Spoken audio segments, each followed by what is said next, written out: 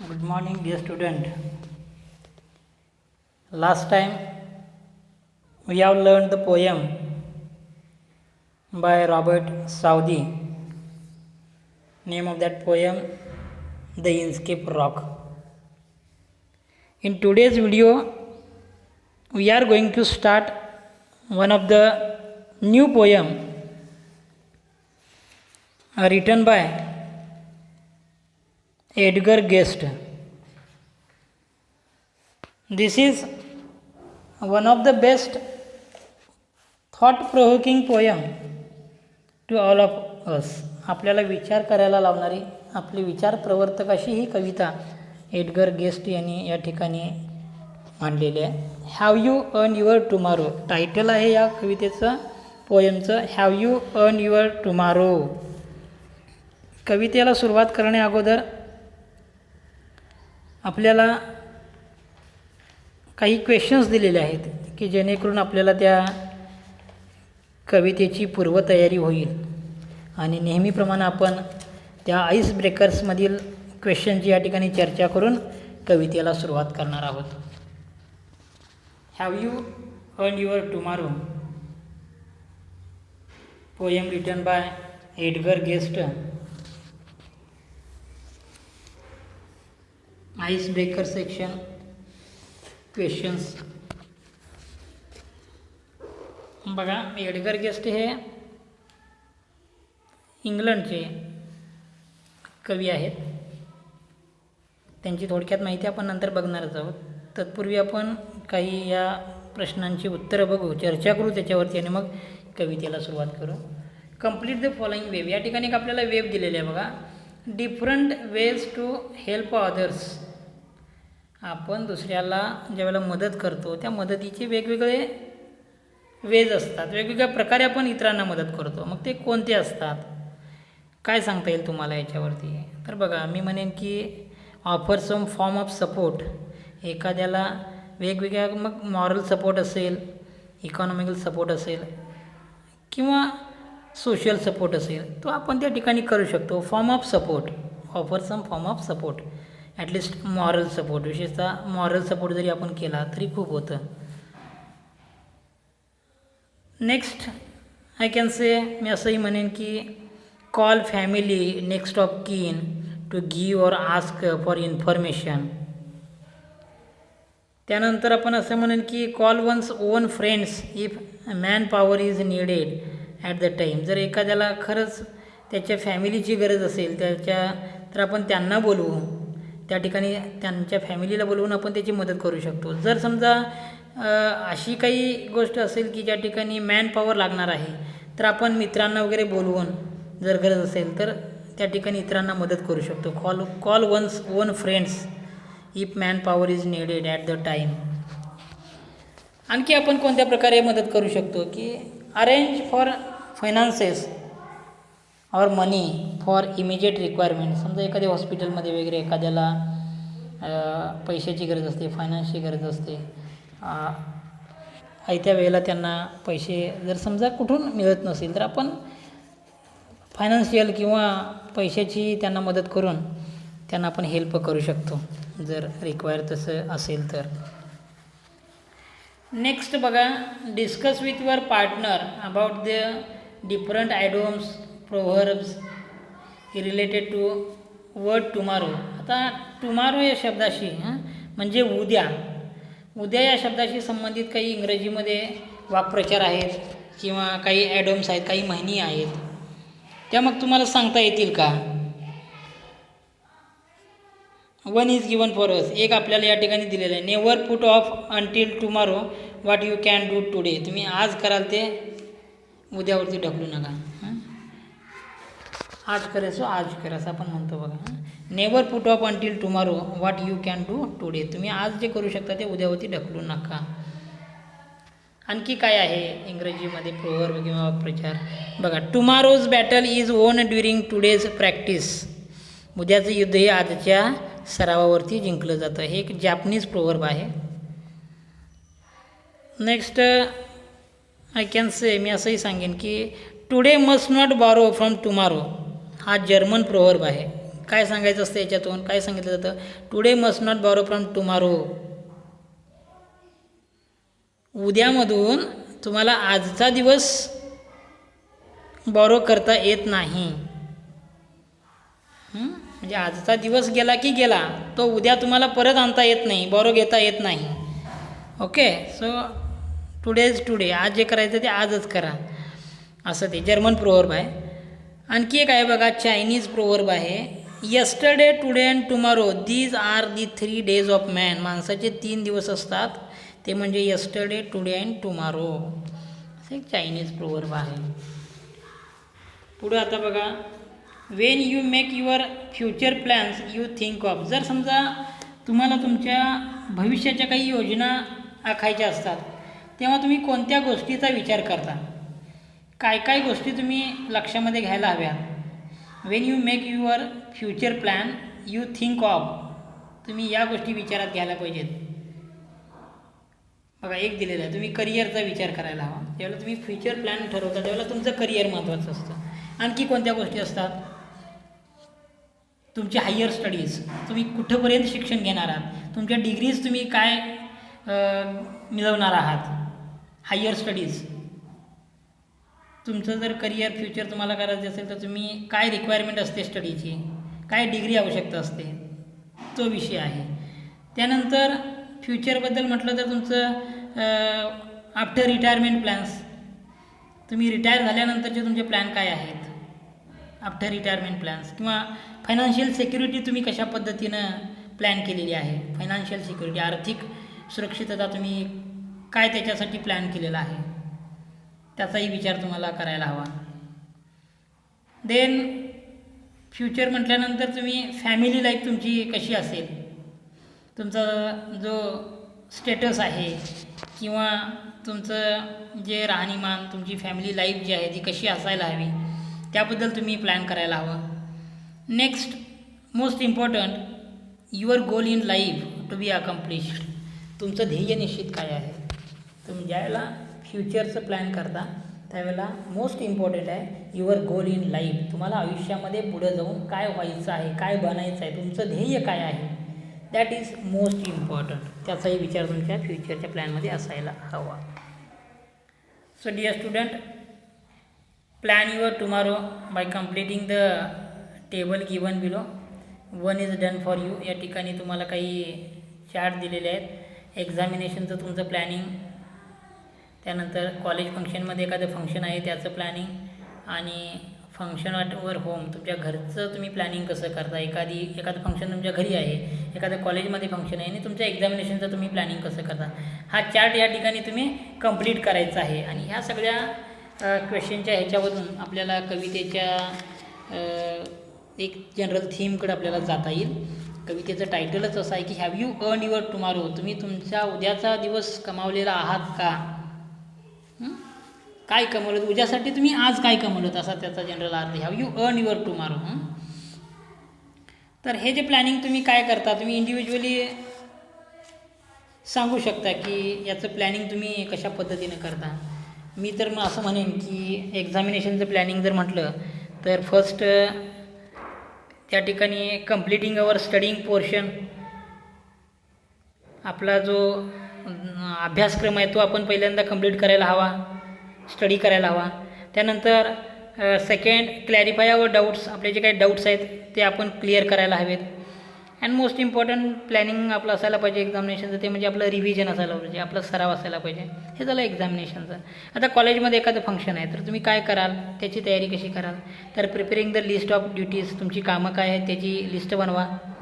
त्यानंतर delegate job, तुमचा नेमका मुख्य जॉब काय आहे त्याच्यामधला तो डिसाईड करा. Then confirm date, time and resources of people, ते जी फंक्शन आहे त्याचं डेट, टाईम, रिसोर्स आणि पीपल कोण आहे त्याचंही थोडंसं प्लॅनिंग आपल्याला करावं लागतं. आता आपल्या नेक्स्ट शेवटचं जे आहे ते म्हणजे फंक्शन ॲट युअर होम. तुमच्या घरी एखादा प्रोग्राम आहे तर तुम्ही त्याची कशी तयारी करता. पहिल्यांदा क्लिनिंग द हाऊस, सगळी स्वच्छता करतो आपण घरची, सजावट करतो. त्यानंतर अरेंजमेंट फॉर द सेंडिंग इन्व्हायटीज, आपण निमंत्रण वगैरे देतो, त्याची प्रिपरेशन असते. त्यानंतर पाहुण्यांसाठी आपण प्रिपरेशन और सर्व्हिस ऑफ फूड, आपण नेमकं काय त्यांना भोजन व्यवस्था काय करणार आहोत, काय ऑफर करणार आहोत, डिशेस आपण काय बनवणार, त्यांच्या काय आवडीनिवडी, त्यानुसार आपली प्रिपरेशन असते. नेक्स्ट इम्पॉर्टंट थिंग आहे ती म्हणजे सिटिंग अरेंजमेंट, बैठक व्यवस्था असते. आपण नेमकं कुठं बसणार आहोत, लॉनमध्ये आहे की आपल्या हॉलमध्ये वगैरे आहे, प्रोग्राम नेमका कोणत्या वेळेला आहे त्यावरती हे सगळं डिसाईड राहतं. सिटिंग अरेंजमेंट आहे, अदर कन्व्हिनियन्सेस फॉर द गेस्ट, पाहुण्यांसाठीची बैठक रचना आपण कशी करणार आहोत, कुठं करणार आहोत, प्रोग्राम नेमका कोणता आहे, फंक्शन काय आहे नेमकं, त्यावरती हे सगळं डिसाईड होतं. So dear student, here is given short information about the poet Edgar Guest. मी सुरुवातीला तुम्हाला सांगितलं की हे ब्रिटिश पोएट आहेत, Edgar Guest. He was born in England and was bought up to the United States when he was 10 years old. He began his writing career in 1895 at the age of 14. वयाच्या 14व्या वर्षी 1895मध्ये त्यांनी त्यांचं लिखाणाचं career सुरू केलं. त्यांचा जो career span आहे तो 1881 to 1959 असा साधारण त्यांचा कालखंड आहे एडगर गेस्ट यांचा. Edgar Guest is known as a people's poet, लोकांचे कवी म्हणून ते फेमस आहेत. Because their simple style and optimistic tone of writing, त्यांचं जे काही लिखाण आहे ते सिम्पल अशा स्टाईलमध्ये आहे आणि ऑप्टिमिस्टिक टोन असतो. त्यांच्या लिखाणाचा जो टोन आहे तो एक आशावादी असा टोन असतो आणि लोकांना तो भावतो. So Edgar Guest is known as the people's poet for is simple style and optimistic tone of writing. Guest is an American पहिला मी तुम्हाला ब्रिटिश म्हटलं. Guest is an American writer of newspaper and magazines, अमेरिकेचे ते newspaper and मॅगझिनचे रायटरही आहेत.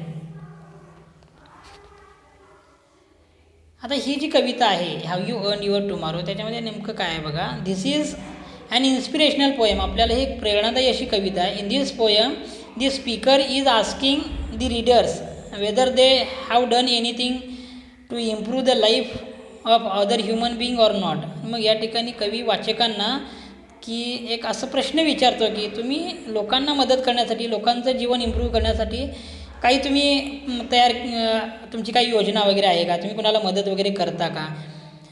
It is up to you whether you will have a better future or not. आणि मग त्यावरती तुमचं फ्युचर डिपेंड असतं, तुम्ही लोकांना कितपत मदत करता त्यावरती तुमचं फ्युचर हे डिपेंड असतं. आपण नेहमी हे म्हणतो की इतरांना मदत करायला हवी, इतरांच्या मदतीमध्येच आपल्याला परमेश्वर भेटतो वगैरे वगैरे. तर या ज्या गोष्टी आहेत त्याच या ठिकाणी ह्या एडगर गेस्ट यांनी सांगण्याचा प्रयत्न केलेला. It is up to you whether you will have a better future or not, that you are helping others or not. Therefore one should consider one's actions and deeds carefully and plan accordingly for a better future, असं generally या कवितेमध्ये सांगितलेलं आहे. So dear student, ते real poem, छोटी कविता आहे, फार मोठी नाही, पण थॉट प्रोवोकिंग एक असं आपल्याला एक मॉरल असं सांगितलेलं आहे या कवितेतून. आपल्या विचाराला चालना देणारी, आपल्या विचाराला प्रवर्तक अशी ही कविता म्हटलं जाईल. Have you earn your tomorrow. Is anybody happier because you passed his way. Does anyone remember that you spoke to him today? This day is almost over and his toiling time is through. Toiling time? Toiling म्हणजे hard work time, time spend in hard physical work, खूप शारीरिक कष्टाचं काम. Is there anyone to utter now a kindly word of you? Next पुढे आपण पूर्ण कविता ही reading करू, नंतर मग स्टांजा वाईज आपण त्याचं एक्सप्लेनेशन करू. Second stanza. Did you give a cheerful greeting to the friend who came along. Question आहे तो, आपल्यालाच क्वेश्चन विचारलेला आहे. Did you give a cheerful greeting to the friend who came along or a churlish means rude, uddhat असा, or a churlish sort of howdy, and then vanish in the throng means crowd, a large number म्हणजे गर्दीमध्ये गर्दी असा त्याचा अर्थ आहे. Howdy हा शब्द तुम्ही कधीतरी ऐकला असेल, सांगेन मी तुम्हाला. Were you selfish pure and simple as you rushed along the way, or is someone mighty grateful for a deed you did today. दोन डीड आहेत, डीड आणि डीड. एक आहे वर्ब आहे आणि दुसरं डीड म्हणजे आपली कृत्य, आपली कर्म असा त्याचा अर्थ. Can you say tonight in parting with the days that's sleeping fast, that you helped a simple brother or the many that you passed. Is a simple heart rejoicing over what you did or said? Does a man whose hopes were fading now with courage look ahead? शेवटचा stanza. Did you waste the day or lose it? Was it well or sorely spent? Did you leave a trail of kindness or a scar of discontent? As you close your eyes in slumber, do you think that God would say, you have earned one more tomorrow by the work you did today? Edgar Guest. So dear student, with these 4 short stanzas, the poet Edgar Guest tries to tell us and ask one question to us, that have you earned your tomorrow or not? तुम्ही तुमचा उद्याचा दिवस कमावला आहात की नाही. In this poem the poet presents a number of questions. त्यांनी आपल्याला बरेचसे प्रश्न विचारलेले आहेत. He hopes that everyone does what they can to bring hope and courage to those who feel hopeless. अशा लोकांना मदत करायला शिक, त्यांना आशा वाटते. आणि कवी आपल्याला म्हणतो आहे की the poem have you earned your tomorrow by Edgar Guest consist of many questions to the reader. वाचकांनाच प्रश्न आहेत. The poem is address to you the reader. आणि ही कविता वाचकांना उद्देशून केलेली आहे. यू म्हटलेलं आहे बघा. The poem is address to you, प्रत्येकाला. वाचक ह्या प्रत्येकाला त्यांनी क्वेश्चन केलेले आहेत, त्यांना ॲड्रेस केलेलं आहे. And refer to him the stranger. आणि हिम हे कुणाला म्हटलेलं आहे तर स्ट्रेंजर, अनोळखी लोकांसाठी. One of the many we cross in our life. आपल्या जीवनामध्ये जे लोक आपण आपल्या संपर्कामध्ये येतात त्यांच्यासाठी हिम म्हटलेलं आहे, म्हणजे स्ट्रेंजर, अनोळखी लोक असतात त्यांच्यासाठी. In the beginning of the poet ask whether anyone is happier because of you while passing his or her way. काय म्हणतो कवी बघा. Is anybody happier because you passed his way. ज्या वेळेला तुमच्या मार्गातून मग एखादी स्त्री असेल, एखादा पुरुष असेल, ज्या वेळेला जात असतो त्यावेळेला तुम्ही त्यांना आनंदी बनवलं का. Whether anyone is happier because of you while passing your way. तुमच्या मार्गातून जात असताना कोणी आनंदी झालं का दिवसभरामध्ये. Does anyone remember that you spoke to him today. तुम्ही कुणाशी तरी बोललात, 4 चांगल्या गोष्टी त्यांच्यावर बोललात, असं कुणाला वाटतं का दिवसभरामध्ये. Does anyone remember that you spoke to him today. आज तुम्ही कुणाला तरी छान बोलात असं कुणाला दिवसाच्या शेवटी वाटतं का. This day is almost over and its toiling time is through. Toiling time means time spent in hard physical work. आजचा दिवस तर गेलेला आहे. At the end of the working day. तुमच्या कामाच्या शेवटी, at the end of your working day, will anyone remember with gratitude. कुणाला तरी तुम्हाला कृतज्ञ मानावं असं वाटलं का. A kind of good word or action that you may have done for them, him or her. त्याच्यासाठी किंवा तिच्यासाठी तुम्ही असं काही केलं का की तुमच्याबद्दल त्यांना कृतज्ञता व्यक्त करावी वाटते. Is there anyone to utter now a kindly word of you. तुमच्याबद्दल कृतज्ञ वाटावं, चांगले शब्द बोलावे असं कोणाला दिवसाच्या शेवटी वाटलं का. म्हणजे तुम्ही तुमचा दिवस कसा स्पेंड केला, असा कवी प्रश्न करतोय. सेकंडमध्ये बघा, सेकंड स्टांजामध्ये, did you give a cheerful greeting to the friend who came along. The poet asks if you had a cheerful greeting for a friend who may have come hesitantly maybe to seek help. कोण तुमच्या मदतीला आलं का, म्हणजे मदत मागण्यासाठी तुमच्याकडे कोण आलं का. Did you give a cheerful greeting, आणि त्याला तुम्ही आनंदानं त्याला चीअरफुल झालात का, त्याला भेट दिलीत का, त्याला तुम्ही रिस्पॉन्स दिलात का. Did you give a cheerful greeting to the friend who came along. मदतीसाठी कोणीतरी मित्र तुमच्याकडे आलेला आहे, तुम्ही त्याला कसा प्रतिसाद दिला. मदतीच्या अपेक्षेने आलेल्या मित्राला तुम्ही आनंदाने त्याचं स्वागत केलं का, असा कवी या ठिकाणी प्रश्न विचारतोय. Or a churlish sort of howdy and then vanish in the थ्रॉंग.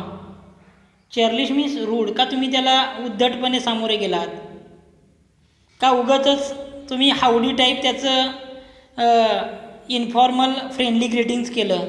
Howdy याचा अर्थ आहे इन्फॉर्मल फ्रेंडली ग्रीटिंग, येते लक्षात.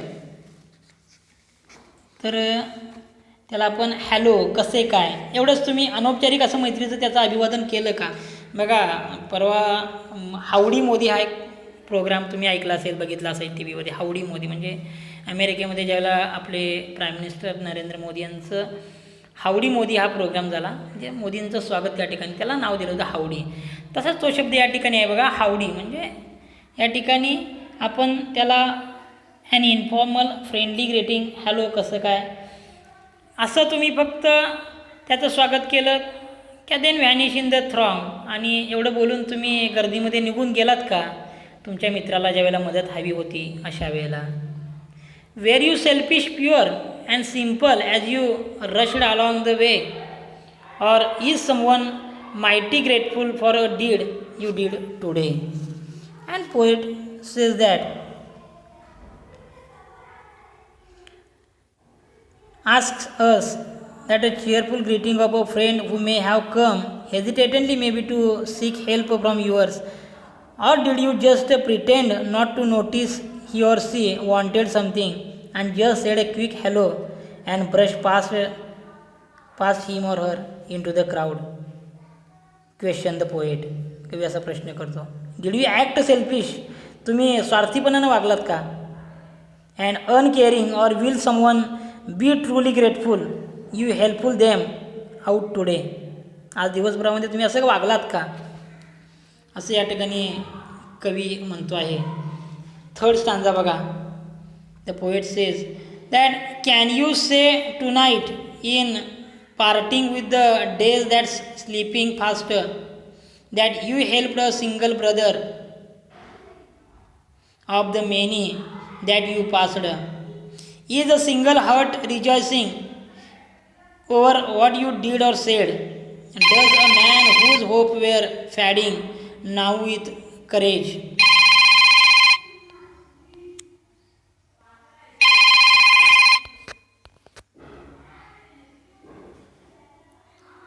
Now with courage look ahead.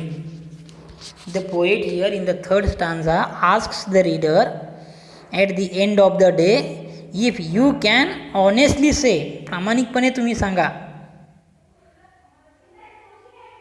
honestly say you helped a single fellow human in a day or not. तुम्ही प्रामाणिकपणे सांगा की आज दिवसभरामध्ये तुम्ही एकाला तरी प्रामाणिकपणानं मदत केलीत का. While you go about busily, का तुम्ही घाईघाईमध्ये सगळं आजचा दिवस उरकलात. We surely notice many in need but just do not have the patience to do one help that is unasked for, says the poet. We never help someone on our own. Is some stranger thrilled for a small help you extended. He or she may have been hopeless, but did you take out some time to give him or her hope again?